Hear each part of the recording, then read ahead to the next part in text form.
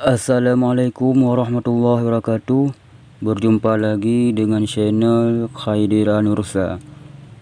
Jadi sekarang ini saya akan membahaskan tentang hukum akal dan lain-lain beserta pembagiannya.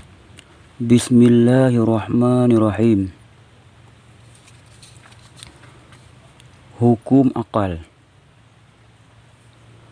Adapun hukum akal itu yaitu menetapkan suatu perkara atau menafikan dengan tiada terhenti atas berulang-ulang. Lihat hukum adat.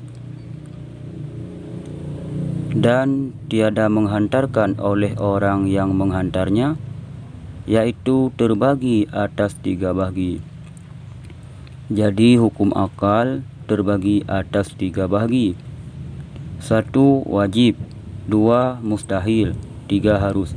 Jadi hukum akal, hukum akli jadi terbagi 3. Yang pertama wajib, yang kedua mustahil, yang ketiga harus.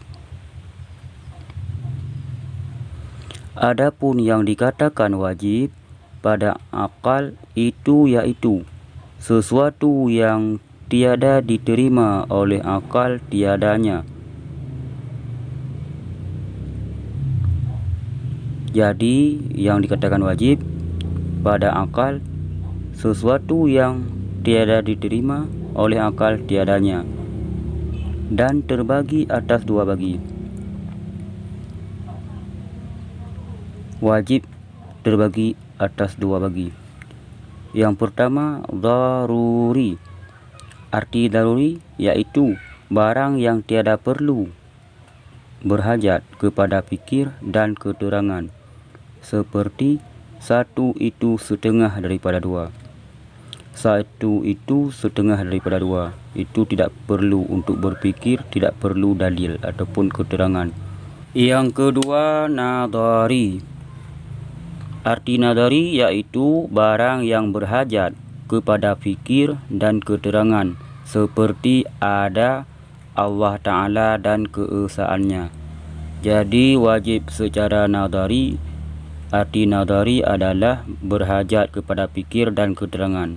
Seperti contohnya ada Allah Ta'ala dan keesaannya. Allah Ta'ala itu satu, dalilnya itu membutuhkan dalil dan keterangan. Itu dinamakan wajib secara nadari. Kalau daruri tiada berhajat kepada fikir dan keterangan. Itu perbedaannya.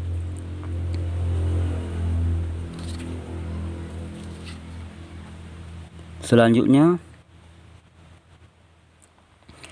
yang dikatakan mustahil yaitu barang yang tiada diterima oleh akal adanya, dan terbagi pula atas 2 bagi. Jadi mustahil juga terbagi 2. 1 daruri. Arti daruri seperti 1 itu setengah daripada 3. 1 itu setengah daripada 3. Mana mungkin setengah daripada 3? 3 itu kalau setengah, 1 setengah, bukan setengah. 1 itu setengah daripada 3. Baru itu tiada diterima oleh akal, karena itu mustahil. Dan seperti sunyi tubuh itu daripada bergerak dan diam. Kalau tiada bergerak pasti diam, kalau tiada diam pasti bergerak. Kalau di sini mustahil. Sunyi tubuh, bergerak tiada, diam tiada. Kalau tiada keduanya mustahil itu, karena kalau tiada diam bergerak, kalau tiada bergerak diam.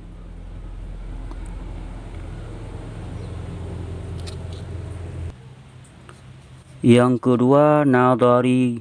Seperti nadari ini membutuhkan kepada keterangan dan dalil dan fikir.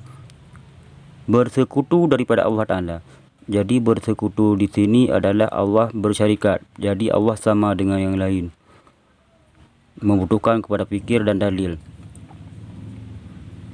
Adapun harus itu yang diterima oleh akal adanya dan tiadanya, yaitu terbagi 2 pula.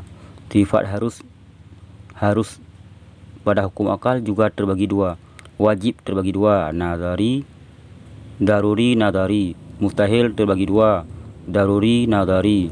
Harus juga terbagi dua, daruri dan nadari. Yang ke-1, daruri seperti ada atau tiada, atau bagi sidit. Ada atau tiada atau bagi sidit. Maksudnya di sini sidit ini bisa diciptakan oleh Allah, bisa tiada sama sekali, itu hak Allah Ta'ala.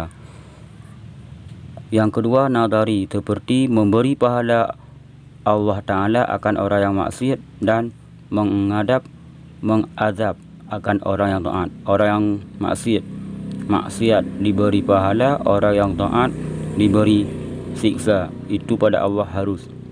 Boleh diberi pahala kepada orang maksiat dan diberi azab siksa kepada orang yang taat.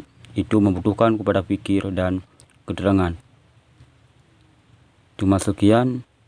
Assalamualaikum warahmatullahi wabarakatuh.